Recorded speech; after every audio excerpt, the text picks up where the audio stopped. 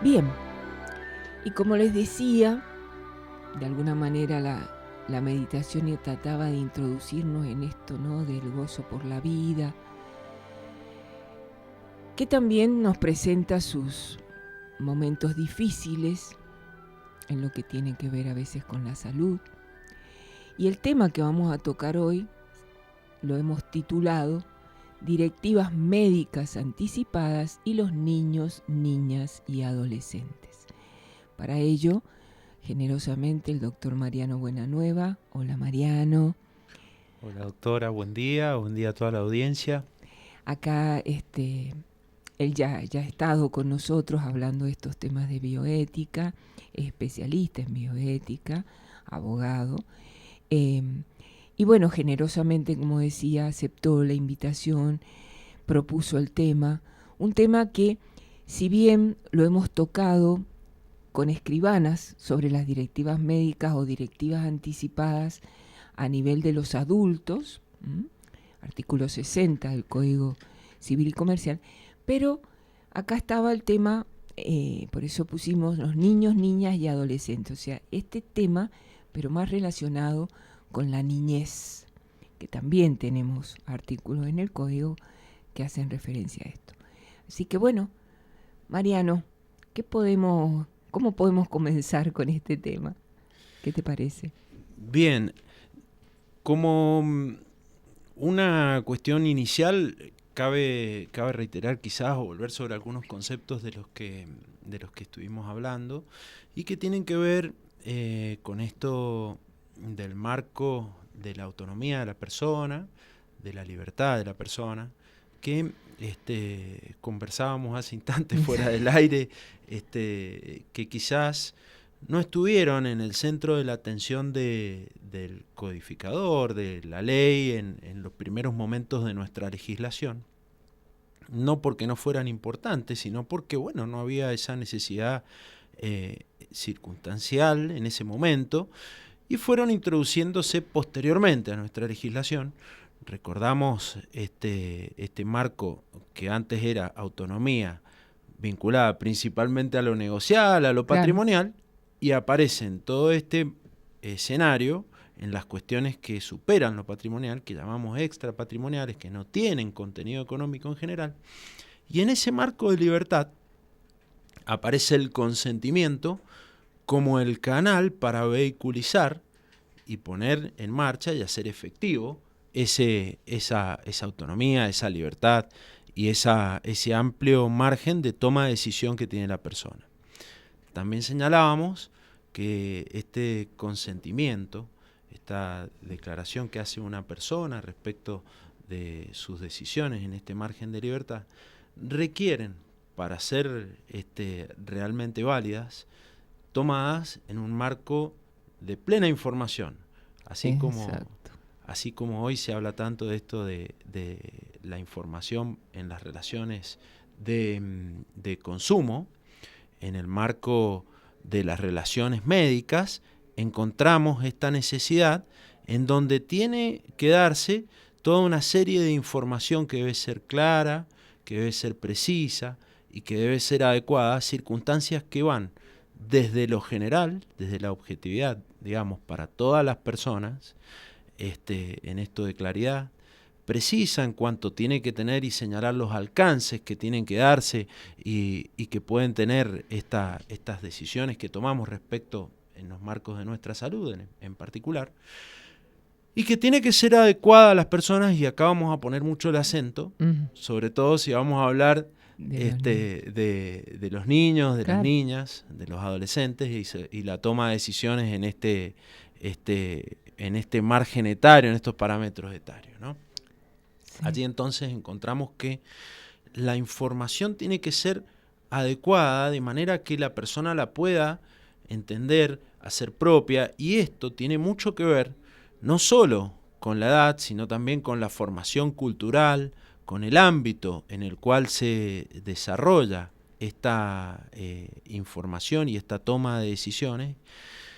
Y cobra aquí un particular interés el margen cultural y familiar en el que se da la decisión. Exacto, ¿no? yo creo que eso, justamente, cuando hablamos del tema de la autonomía, ¿no es cierto?, la libertad, que este nuevo código, digamos, le ha puesto un gran acento en todo este principio de la autonomía, fundamentalmente en las relaciones, o sea, como decías, no en lo patrimonial, que ya había, sino más que nada en lo que tiene que ver con las relaciones interpersonales y las decisiones de cada persona, que tiene que ver también con un tema que ya lo hemos tratado, pero que siempre queda corto, la dignidad de la persona. O sea, el niño, niña, adolescente, como persona, también son dignas, personas dignas, y esto que vos decías, de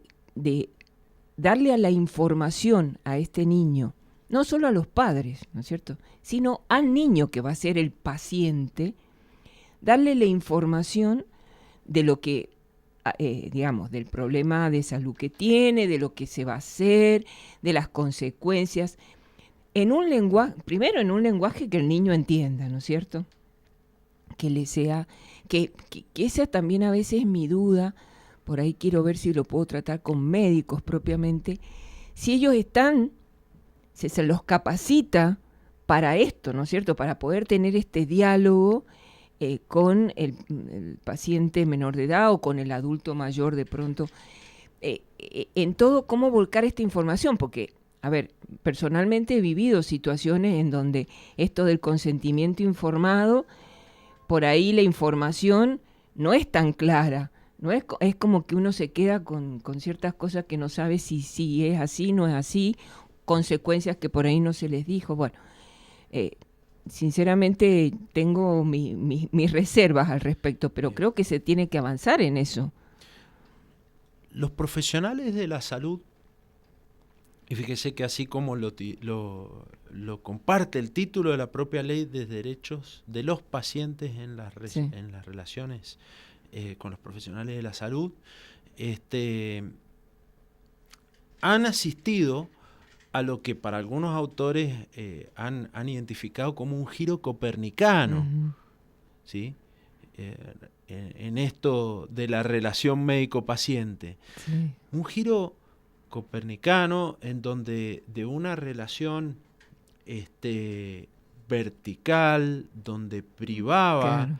la decisión del médico, ¿sí?, se ha dado en un contexto donde la información la tenemos tan al alcance de la mano, con nuestros dispositivos electrónicos y literalmente, o sea, hoy sale el paciente y, como lo conversamos a veces con profesionales de la salud, ni siquiera sale, está frente a mí en la consulta médica e ingresando lo que yo le estoy diciendo, lo que estoy transmitiéndole.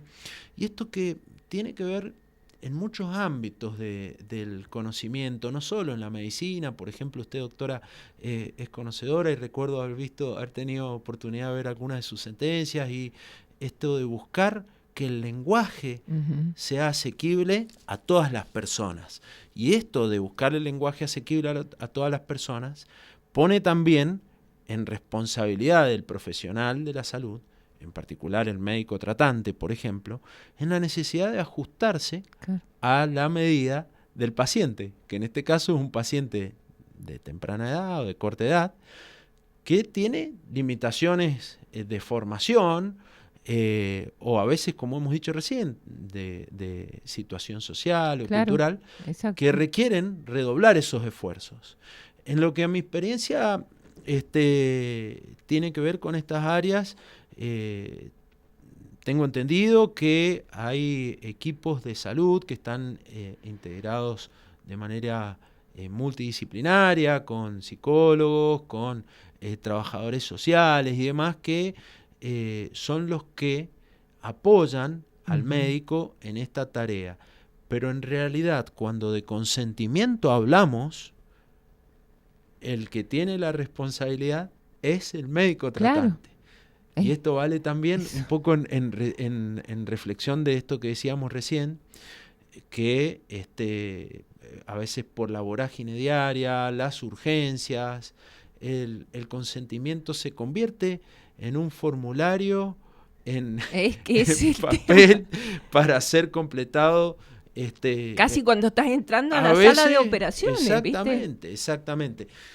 Los profesionales de la salud, muchos de ellos son conscientes de esto, trabajan para evitarlo muy seriamente, pero algunas veces son presos de las propias circunstancias. Sí, sí. Y realmente el consentimiento, que parece ser ese formulario completo que requiere de la firma del paciente abajo, que es cuando se traduce en una forma escrita, es en realidad un procedimiento que en muchos casos necesita no solamente de una entrevista, sino de más de una entrevista, de integrar a veces en esa entrevista, hablando de adultos, por ejemplo, la pareja, el conviviente del paciente, o el núcleo familiar, cuando se trata aún de personas adultas, que bueno, necesitan de un acompañamiento de algún familiar de su confianza, un hermano, un padre, ¿sí? Y cuanto estamos hablando de niños o de adolescentes. Sí, también, bueno, obviamente nos estamos refiriendo a situaciones de enfermedades graves, ¿no es cierto?, con consecuencias graves. O sea, no decimos de tal vez las cosas más comunes, si bien obviamente para cualquier práctica se requiere el consentimiento informado, pero a lo que voy, y lo he vivido por ahí, es esto, ante la urgencia va entrando al quirófano el paciente y va firmando el consentimiento. Imaginemos, entre que es todo un trauma, toda una situación difícil de crisis que se está viviendo por el hecho de lo que está pasando y de lo que va a pasar. Y bueno, no digo que sea, o sea, no estoy culpabilizando a los médicos, o sea, todos sabemos, es lo mismo que nos pasaba, bueno, cuando yo trabajaba, calculo que ahora seguirá lo mismo, que bueno, nosotros también como abogados, como jueces, teníamos el deber, cuando teníamos audiencias, de hablar un lenguaje claro, de explicar bien las cosas, de no sé, que demanda tiempo, y que por ahí ese tiempo no lo teníamos o había que dedicarle más tiempo a las audiencias, que yo siempre he sido una defensora de eso. Pero bueno, esta vorágine por ahí no permite, pero tenemos que trabajar en esto porque la ley lo establece, y porque más allá de lo que la ley lo establece, es un derecho de la persona, o sea, para poder decidir qué quiere hacer, qué va a pasar si dice que sí, si dice que no, cuáles van a ser las consecuencias, y también para una tranquilidad para el médico, porque si no después vienen todos los temas, ¿no es cierto?, de daños y perjuicios por las consecuencias y demás. Entonces, bueno, y en lo que tiene que ver con los niños, niñas y adolescentes, aún más, porque, a ver, tenemos que tener presente los adultos que los niños tienen que ser escuchados, el deber de ser oído, que no solamente es en lo judicial, es en todo el espectro de la actividad de un niño. Entonces, en esto también es importante. ¿Y cómo se da esto que estamos hablando, ¿no es cierto? ¿Qué directivas médicas hay en relación a los niños? Si vos conoces, Mariano, contanos un poco lo que tal vez hay jurisprudencia o hay casos que podamos comentar acá para que la audiencia entienda en lo práctico de qué estamos hablando.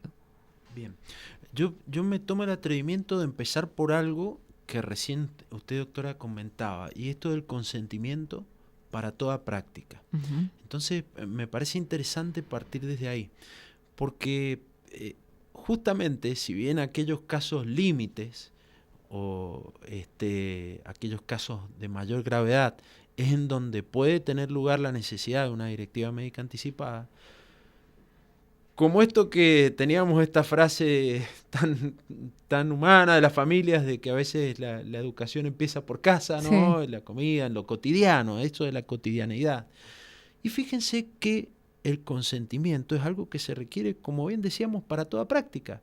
Es decir, que si llevo o acompaño a un niño al médico, a una atención, porque tiene algún problema en las vías respiratorias, esos Sí. tan comunes y demás, Hoy en día, sí. bueno, allí mismo, con el bajalengua, el profesional de la salud, permiso, fulano, mengano, por su nombre, esto sirve para que yo pueda ver cómo está la garganta, ¿no? Y este tipo de comentarios que, bueno, son cosas cotidianas Sí, del día a sí. día y que volvemos a esto de que a veces la vorágine, a ver, abra la boca y bajo la lengua y no, allí es en esas primeras cosas donde debe existir el consentimiento. Consentimiento que, por supuesto, en estas cuestiones basta con que sea oral, ¿sí? Verbal. Pero en otras cuestiones, cuanto mayor grado de complejidad va teniendo la práctica, mayor necesidad de exigir que éste sea prestado por escrito. Uh-huh. Por ejemplo, para las intervenciones médicas, para las intervenciones quirúrgicas, las cirugías, Uh-huh. necesitan de expresarse con un consentimiento por escrito. Otro tanto, por supuesto, en el marco de una práctica que se centra o que se enmarca en un proyecto de investigación.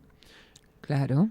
Los Eso niños que también. participan de un Uh-huh. proyecto de investigación, y aquí en la provincia hay varios que se desarrollan, nos ha tocado oportunidad de participar a través del Comité de Ética en Investigación del Hospital Noti en la aprobación, por ejemplo, de los consentimientos informados preestablecidos que debe el investigador presentar a la familia, al niño que va a ser tratado en función de su edad, ¿no? Claro, claro. Allí vemos entonces cómo se da esta necesidad.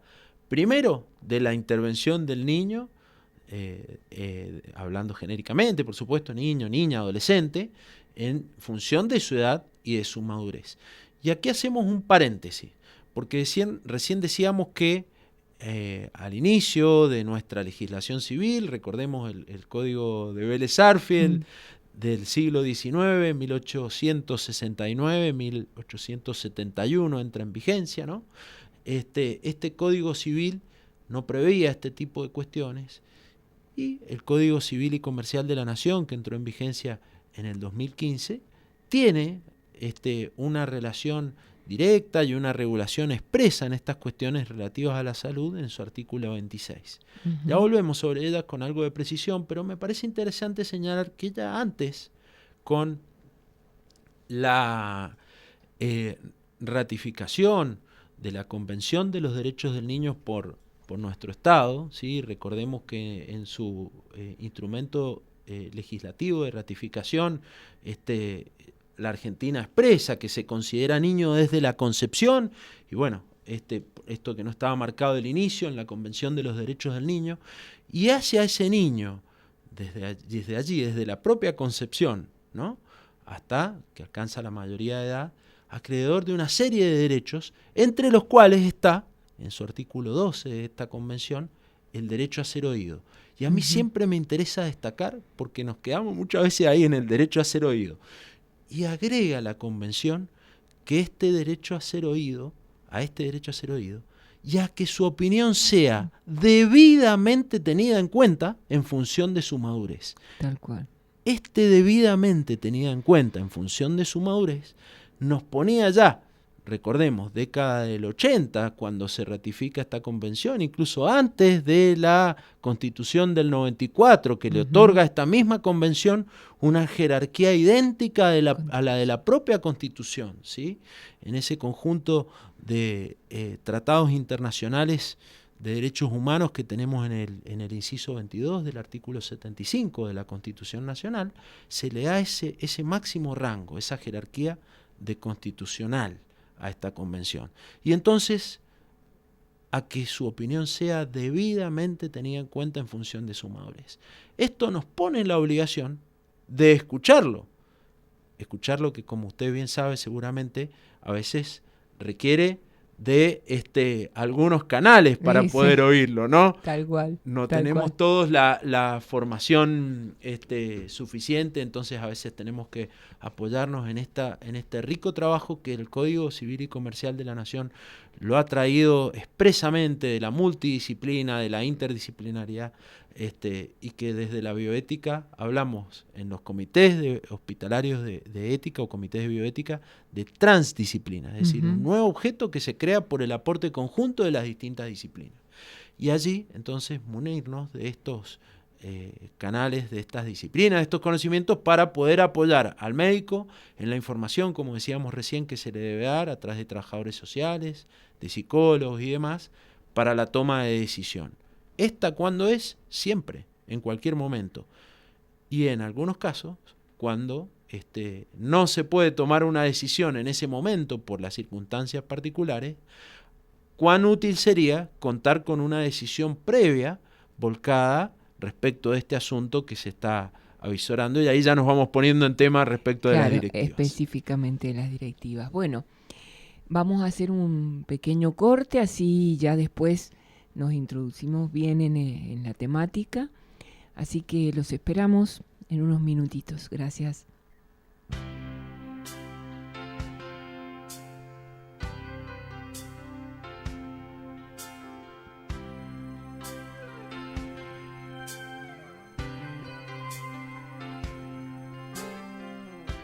A veces pienso que debe ser verdad, que aquel de arriba sabe un poco más. Pensé en la muerte, recé hasta llorar. Solo los fuertes saben esperar. Vos y yo aprendimos el dolor y rescatamos el milagro que hay alrededor.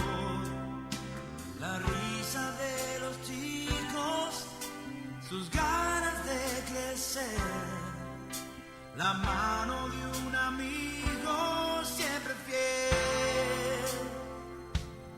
Yo quiero estar más cerca de la vida, yo quiero estar del lado del amor. Yo seguiré buscando fantasías, descubriendo nuevos sueños, recorriendo el camino de la paz.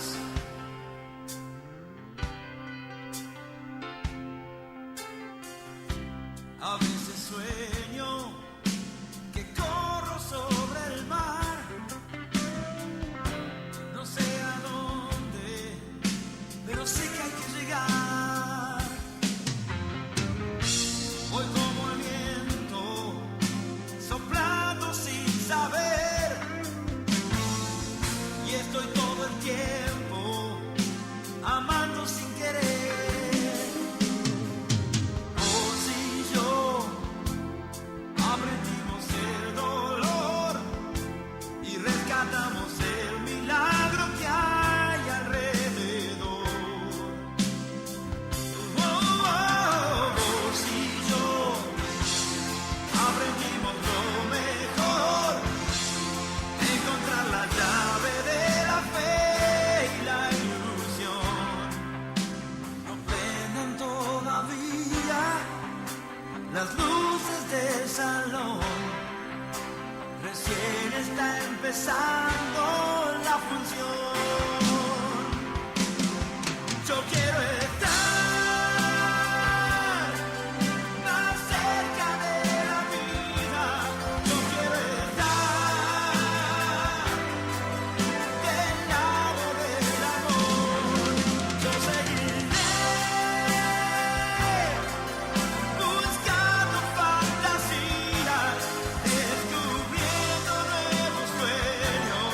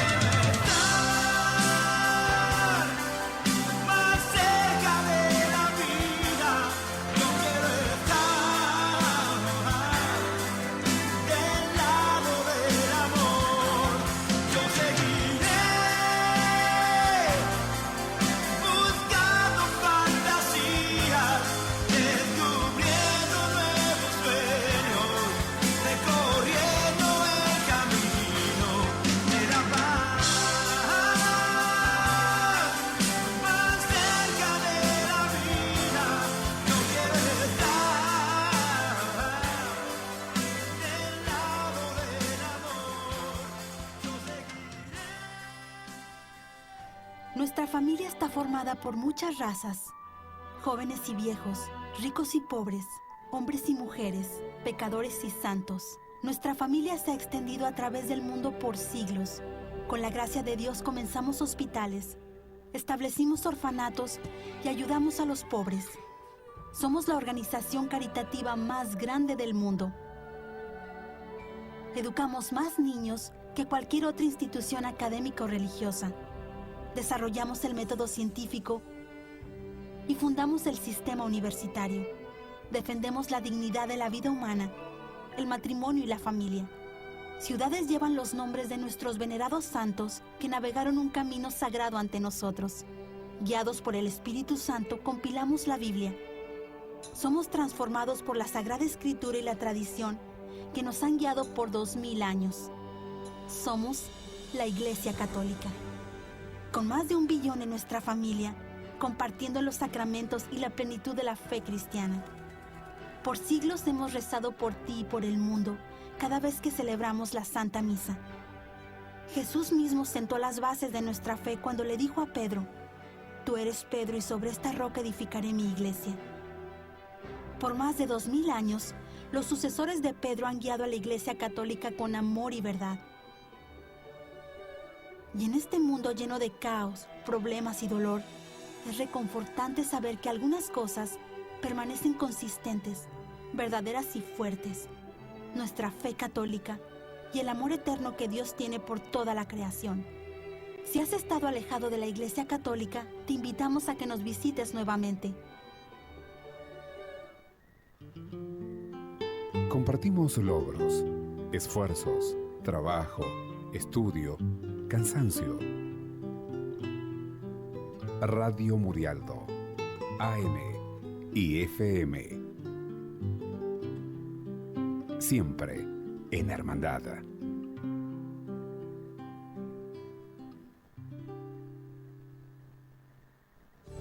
Vale la pena vivir por la risa de un niño. Bien, acá seguimos hablando con Mariano de este tema. Bien, Mariano, ¿qué te parece si hablamos un poco de casos prácticos que tenemos conocimiento como para ilustrar a la audiencia de qué estamos hablando de manera concreta? Perfecto. Bien, como hemos dicho, hay supuestos en donde la persona puede prever que en determinadas circunstancias no va a poder expresarse respecto de las cuestiones relativas a su salud. Y entonces, en uso de sus facultades y de este margen de libertad que decíamos, de autonomía, expresa su decisión relativa a estas cuestiones de manera escrita para justamente que ésta pueda ser operativa, pueda ser útil en un momento en el que no pueda ella vertirlas. Esto hace que entonces nosotros le demos esta herramienta a través de las llamadas directivas médicas anticipadas. ¿Qué es lo que sucede? Que estas directivas médicas anticipadas exigen en la legislación, al menos, que para que se puedan otorgar, se trate de una persona, señala el artículo 60 del Código Civil, plenamente capaz, ¿sí? Que puede anticipar estas directivas y conferir mandatos respecto de su salud.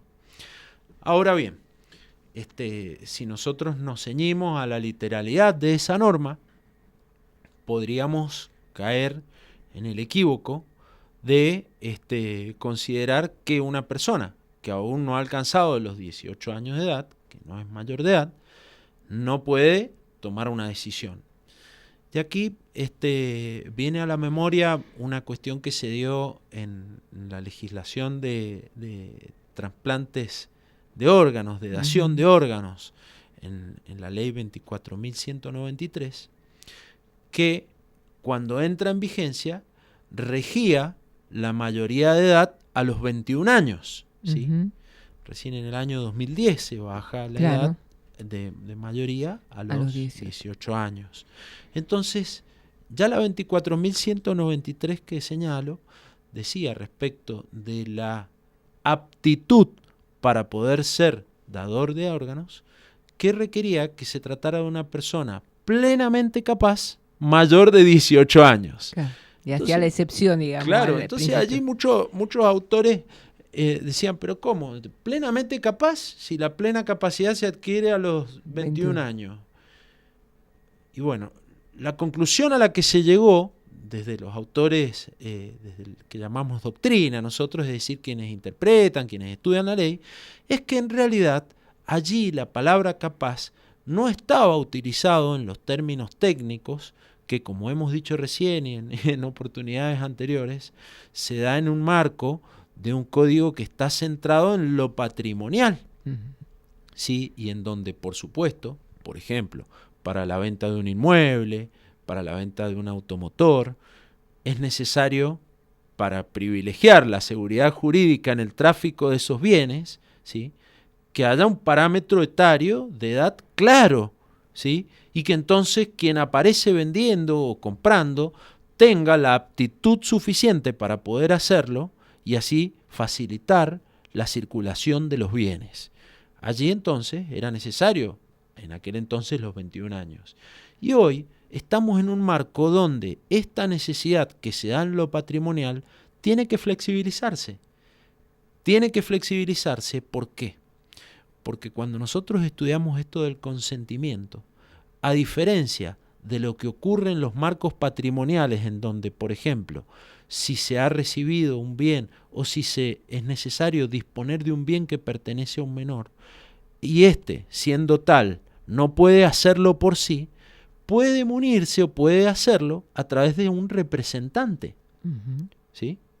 La decisión puede hacerlo a través de su representante, quien va a venir a suplir su voluntad. Por ejemplo, si reciben un legado, un bien, una casa, un auto, y ese auto, bueno, se está estropeando porque él no lo puede usar y necesita, por ejemplo, algo tan básico como puede ser realizarse una intervención quirúrgica o simplemente contribuir a la compra de alimentos o de alguna formación en sus instancias de educación, bueno, entonces allí el representante viene y dice, con la autorización del juez, en los casos que así sea, se toma esa decisión y se hace y se lleva a cabo. En los marcos de la salud estamos hablando de conductas que en la ley se llaman personalísimas.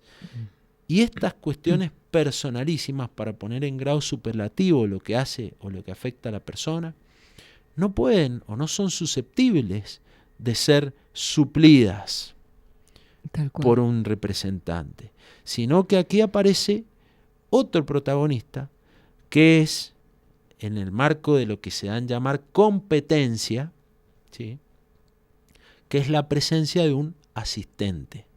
La asistencia en estos parámetros etarios, en los que ya siquiera aportamos algo más de precisión de marcos de edad, viene no a suplir la decisión de este niño, de este adolescente, sino que viene a completarla. Entonces, el derecho a ser oído y a que su opinión sea debidamente tenida en cuenta, del que hablábamos recién, que por supuesto va a ir aumentando en función de esta madurez, viene además a completarse, a complementarse con la intervención de un asistente que por naturaleza y por la ley también son sus progenitores, los padres, los que vienen a completar esa voluntad del niño en los marcos de las decisiones que hacen a su propia persona. ¿Sí? Bien, bien. Sí, ahí pensaba, ¿no? El tema está cuando hay discordancia entre lo que quiere el niño, hablemos, o sea, tal vez lo que puede querer un adolescente, recordemos que conforme la ley, a partir de los 13 años se habla de adolescentes. Bueno, el artículo 26 hace distinciones, pero vamos más a lo genérico. De pronto, lo que quiere un adolescente, un hijo adolescente, y lo que quieren sus padres. Por ahí, el hijo no quiere, por ejemplo, supongamos, un caso de un niño que padece una enfermedad oncológica, que lleva ya un tiempo, puede ser meses, pueden ser años, con tratamientos, distintos tratamientos, y que bueno, cumplidos, supongamos, los 14 años, dice, no, yo ya no quiero más esto, me cansé, quiero vivir una vida normal, y bueno, y que sea lo que tenga que ser. Y los padres, que obviamente desean que ese hijo viva todo lo que tenga que vivir, y para ello, según los padres, requiere de toda la asistencia médica. Entonces, ahí es donde a veces es un problema, porque hay una discordancia, y el médico es el que está en el medio, también que, bueno, obviamente puede sugerir que son necesarios los tratamientos, seguir con los tratamientos, pero tiene el paciente que le está diciendo yo no quiero más, ¿no? Complejo el tema. Bien, exactamente, sí, esos casos tan complejos que son donde, bueno, cobran mucha necesidad y utilidad estas directivas médicas anticipadas. Las directivas que, en principio, si nos vamos, como decíamos recién, a la literalidad de la ley, no podrían expresarla, siendo que la persona tiene autonomía, tiene madurez suficiente. Pensemos en ese caso que bien señalaba usted, doctora, de una persona en trance de una enfermedad oncológica que ya ha alcanzado cierta edad y cierta experiencia, que es la que la pone en una posición más que autorizada para poder expresarse respecto de lo que a ella misma le atañe. Claro. ¿Sí? Y entonces en esos casos, previendo un caso en donde, por ejemplo, el deterioro de su salud cada vez va a ir imposibilitando más a este niño o a este adolescente en poder expresarse frente al médico, frente a la familia, a poder manifestarse por escrito, ¿sí? A poder prever o previendo esta circunstancia que le aqueja, ir adelantándose e ir señalando cuál es el camino que él desea para sí, para su destino y para su propia dignidad. Eso como, o sea, pues, porque mientras vas hablando voy pensando, ¿no? Ubicándome en la situación. Eso, supongamos este caso, ¿no? Que el niño está diciendo yo no quiero más, y los padres, bueno, insisten en que sí.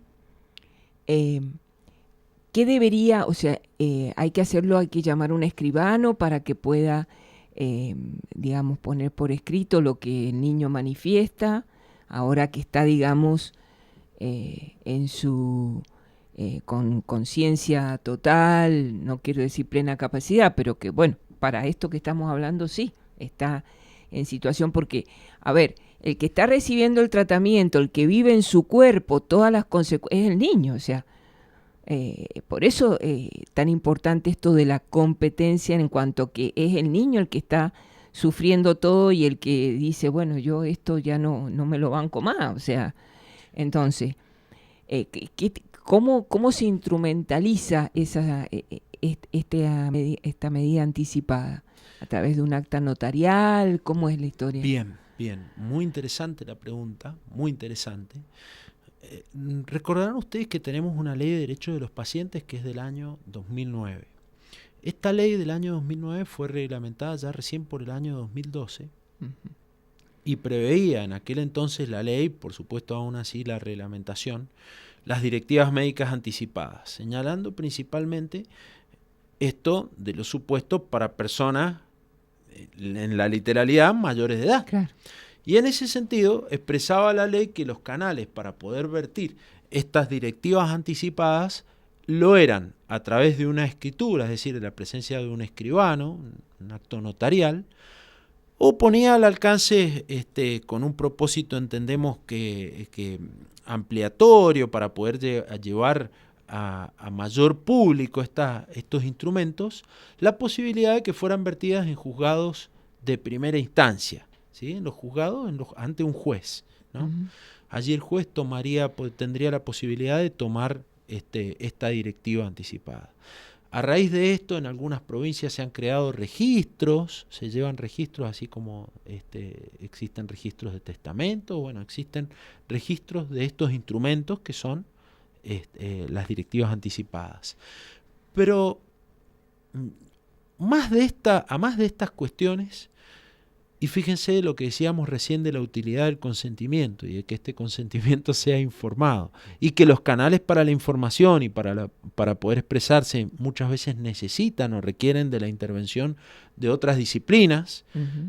¿En qué ámbito encontramos la conjunción de estas disciplinas, la conjunción de estos profesionales y el ámbito en el que se están llevando a cabo o se están desarrollando o se van a desarrollar estos tratamientos a los que eventualmente la persona menor de edad, el niño o el adolescente quiera referirse? Pues no es otro que en la propia institución médica donde se lleva. Y entonces nos atrevemos a señalar allí la conveniencia de que estas directivas anticipadas sean volcadas por escrito cual consentimiento informado en una historia clínica del paciente, en donde el paciente, en uso de sus facultades mentales, recordemos que, por ejemplo, existen ciertas presunciones, es decir, que acá se presume que tiene la aptitud, es decir, que está apto para poder vertir sus decisiones respecto de tratamientos no invasivos, señala la ley, a partir de los 13 años, ¿sí? A partir de los 16 respecto de los actos que hacen al cuidado de su propio cuerpo, pero por sí solo, sin ni siquiera la necesidad de sus progenitores, de sus asistentes que señalábamos recién, en aquellas cuestiones que no ponen en riesgo su vida, aquellas que no son invasivas. Y en aquellas que sí son invasivas o que pueden poner en riesgo su vida, su salud, también pueden hacerlo y se presume que tiene esta aptitud desde los 13 años. Y ahí requieren de la intervención en apoyo del complemento de sus asistentes, de sus progenitores. Claro, ahí es en donde se puede generar el problema o la cuestión cuando existe una contraposición entre la decisión de ese adolescente, de ese niño entre 13 y 16 años y sus progenitores, por ejemplo. Bueno, de esto se ha hecho cargo la legislación y señala que la decisión se va a tomar tomando o privilegiando el interés médico y tomando siempre como norte el interés superior del menor. Interés superior que, como usted seguramente podrá reflejarlo, doctora, en tantos años de judicatura con mayor precisión que yo, que no siempre es lo que el niño o lo que el adolescente quiere, ¿sí? Pero se agrega en estas cuestiones la visión del médico, la visión del profesional de la salud. Está bien. Podemos allí entrar en algún ejemplo. Bien, sí. En un ámbito en donde tiene o suele darse en muchas ocasiones esta cuestión, es aquel que tiene que ver con las personas que comulgan el credo de los testigos de Jehová. Hemos dicho, y si no lo reiteramos con respeto hacia quienes profesan este credo, que ellos entienden que en su sangre está el espíritu, de manera que someterse a una transfusión de sangre, a lo que a esta intervención o a este comentario refiere, sería tanto como contaminar su espíritu. Lo que tiene una alta significación, porque significaría para ellos una condena en la eternidad.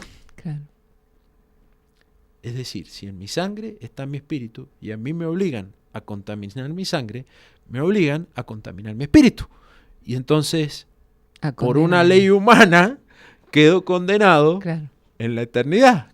Así como señalaba la Antígona de Sófocles, si se recuerda, aquella tragedia griega que señalaba que cuando Creonte condena al destierro al hermano de Antígona, y por esta condena al destierro, una vez que es muerto, no podía ser sepultado. Entonces ella dice, bueno, pero si yo cumplo la ley humana, no dándole sepultura a mi hermano, quedo condenada en la eternidad por violar la ley divina que me manda a mí a dar sepultura a los muertos. Claro. Y entonces Antígona decide incumplir la ley humana para evitar esa condena en la eternidad.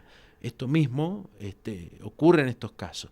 Y bueno, aquí, por supuesto, ha tenido oportunidad de expresarse la jurisprudencia, es decir, las decisiones de los jueces, en muchos casos, en casos en donde, bueno, se trata de personas mayores de edad, un caso muy resonante y que ya tiene varios años y fue un leading case, es decir, un caso que sentó un precedente en esta materia, fue el caso Bahamondes, en donde, bueno, Bahamondes era un señor testigo de Jehová que decide oponerse a una transfusión de sangre que, desde el punto de vista médico, era considerada necesaria e indispensable para salvar su vida.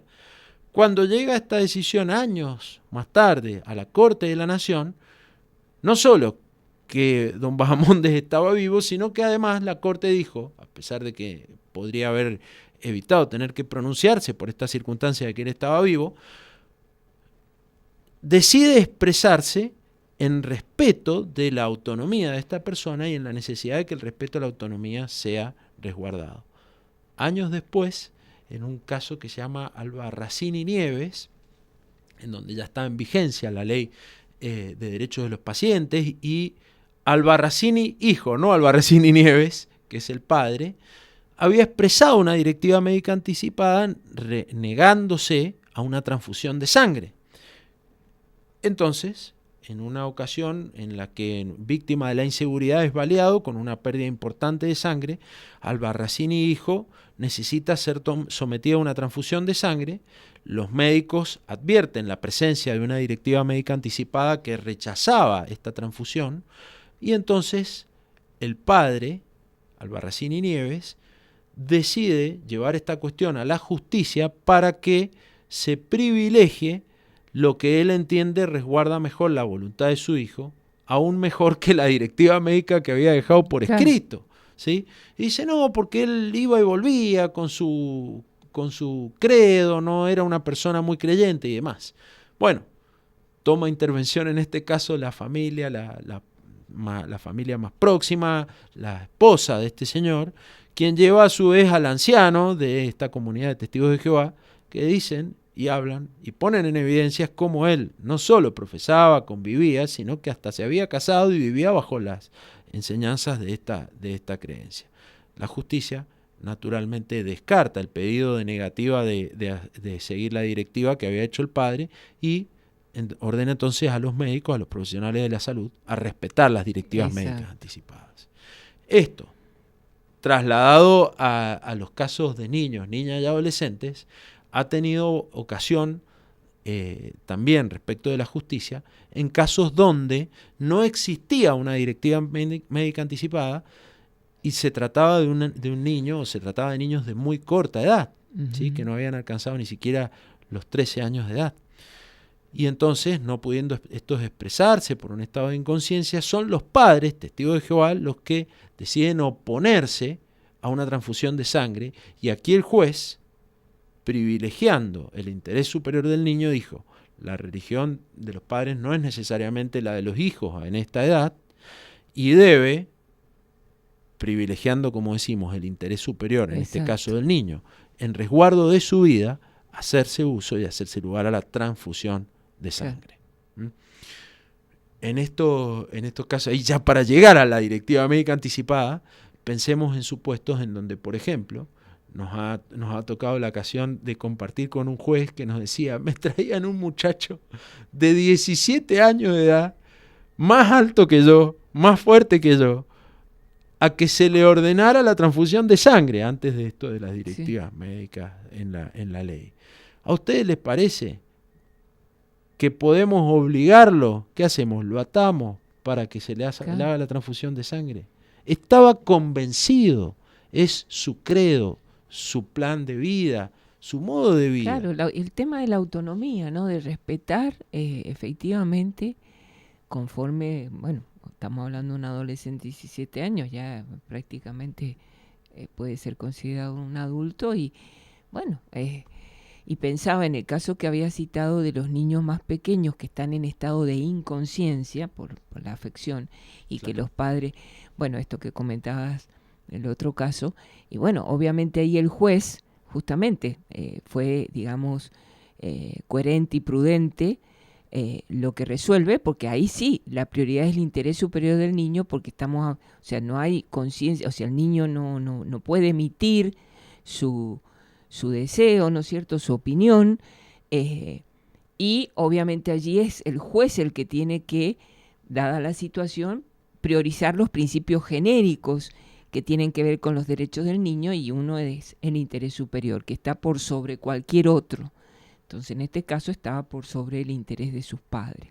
Entonces, bueno, son cuestiones complejas, y esto también lo destacamos porque no es fácil, a veces se habla muy livianamente de estas cosas, y se critica o se opina, pero verdaderamente son cuestiones que requieren un detenimiento. Ujú. Un caso más, y esto como para aportar, es el supuesto de las llamadas órdenes de no reanimación o de no resucitación, en donde en casos límites del avance de una enfermedad oncológica, por ejemplo, podría significar, tras una reanimación, la necesidad de una intubación, ¿sí? Intubación que, con la pérdida neuronal que existe en los supuestos estos de hipoxia, es decir, de falta de oxigenación y demás, sumado al avance de la enfermedad, llevaría a una etapa final de la vida en condiciones que lejos están de la dignidad. Y entonces, ¿cómo no respetar esa ONR, que se lo conoce con sus siglas en el ámbito médico, de la orden de no resucitación, de no reanimación, en un marco en donde esta orden importa no una decisión luctuosa, una decisión de muerte, sino una decisión de vida y de vida digna en las últimas instancias de esa misma? Me parecía importante señalar. Sí, son temas que también están muy relacionados, algo hemos hablado en otro programa, pero creo que da para más, de los cuidados paliativos, ¿no es cierto? Bueno, de muerte digna, que no están, o sea, se le ha puesto muerte digna, pero en realidad también tiene que ver con los cuidados paliativos y esto, ¿no? Frente a un final que se prevé que se va a producir, bueno, hasta dónde seguir con los tratamientos y demás, o directamente pensar en otro tipo de cuidados que hagan que ese devenir sea mejor para el paciente. Bueno, Mariano, hemos llegado, nos quedó un poco también el tema del caso de las personas con incapacidad, Sí. pero por eso sería bueno que lo volviéramos cuando vos puedas, ya vamos a coordinar para que tengamos otro programa y profundicemos sobre esto y otras situaciones que nos han quedado colgadas, como siempre.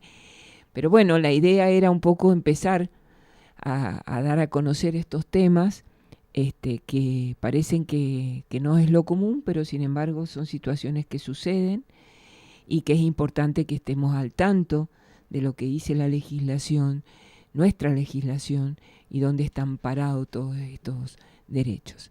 Te agradezco un montón, Mariano, porque aparte sos muy claro en tus explicaciones, así que es un aporte muy valioso. Muchísimas gracias. Gracias a usted, doctora.